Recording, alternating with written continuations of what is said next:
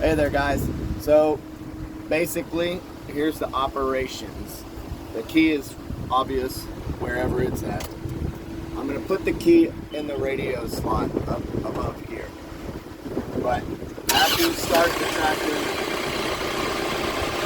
this lever is your drive speed. It's A, neutral, B, and C. You'll probably be an A because that's small, but if you need to go somewhere faster, you can put it in B.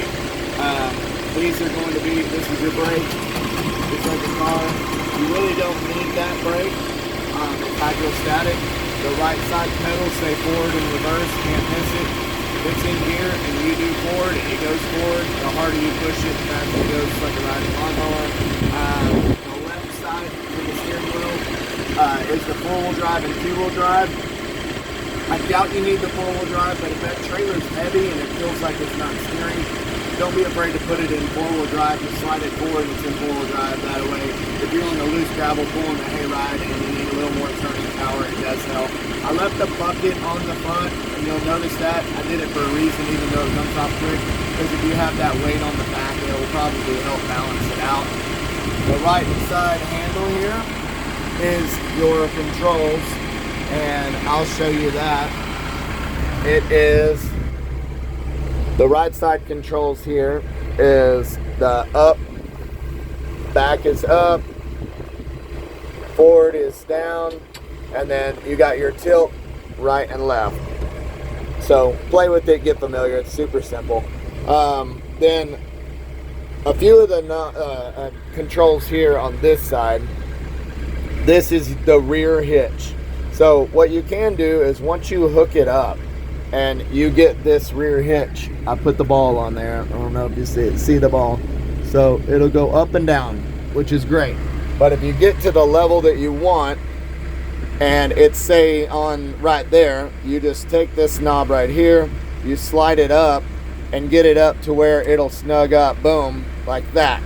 So no matter what happens now, you won't set it down on the ground. If you need to raise it up or something and you put it back down, it'll just go to the level that you're comfortable with, like a baseline.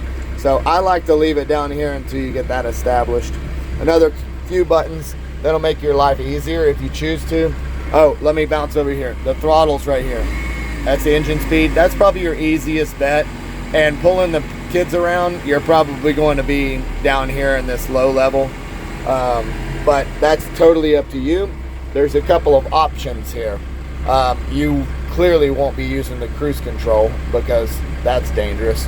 But you have drive speed auto, and if you push that, you don't have to necessarily rev the engine up. The harder you push the foot pedal here, it'll automatically raise, as it's going, it'll raise the RPM.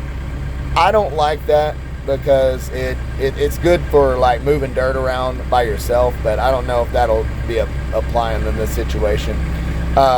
This is the hydrostatic control.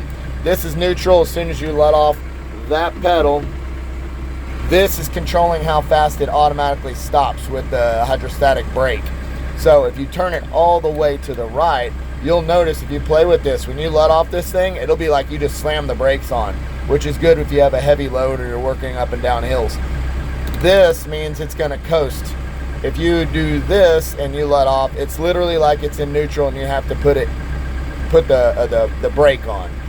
If you put it here, you won't need anything, and you may, if you got heavy weight and you want to stop a little faster with that pedal, you may just fine tune it and put it where you want.